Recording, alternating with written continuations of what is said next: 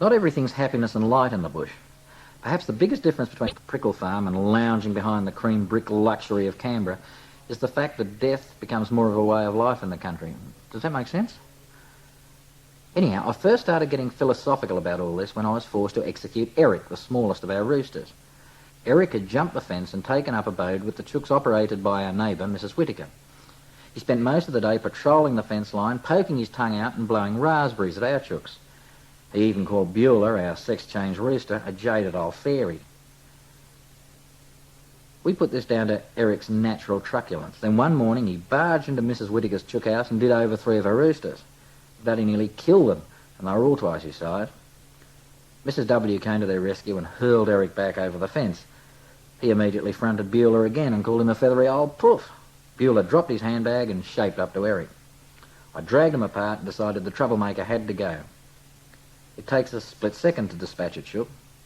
It takes slightly longer to pluck him, a little longer still to cook him, and the result is generally delicious. However, city friends immediately go to water when you tell them you've done the dreadful deed. "Oh," they scream. "Did he scream? Did he run round the yard with his head off?" And the perennial, "Oh, how could you?" I've developed the perfect antidote for this sort of pointless discussion. Before they come out with their idiot questions, I inform them Eric died painlessly. I made sure of this by gently filing his head off so as not to surprise him too much. Funny thing though, quite a few people don't want to discuss anything with me ever again. Oh well.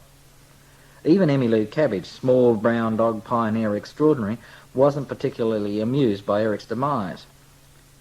She'd erred earlier by killing one of our ducks in a moment of mirth.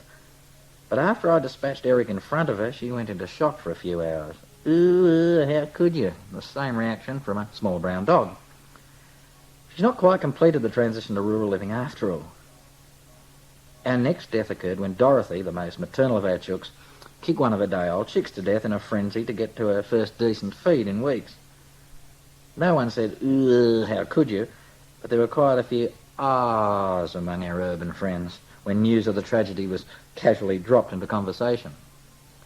Then Matt Crow died. No, not Matt Crow, genial host of the Gundaroo wine bar, but Matt the Crow, egg rustler of renown. Our duck eggs had been vanishing quite mysteriously.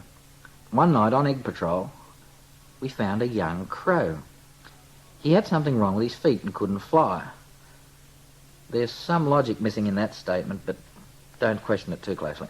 On twisted feet, he'd been walking around the Prickle Farm, dining sumptuously on our duck eggs. I popped him in a cage with some goodies and began formulating plans to make a pet of him or train him or something. And what better name for a Gundaroo crow than Matt Crow? Well, Matt the Crow didn't last long at all. He got up on his wonky legs, became too ambitious, poked his head through the mesh of his cage, promptly fell over and hanged himself on the bars. According to the code of the West, probably a fitting end for an egg rustler, but I was sorry to see him go. We placed him and the aforementioned dead chick in a plastic supermarket bag, and a few days later, when our noses dictated the time was right, I ceremoniously interred them at the Gundaroo tip. Emmylou Cabbage was the only other mourner at the funeral, and I must say she didn't show much respect for the deceased.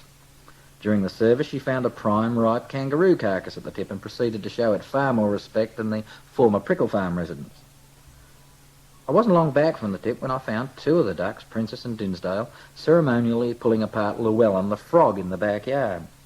It's a harsh life sometimes on the Prickle Farm.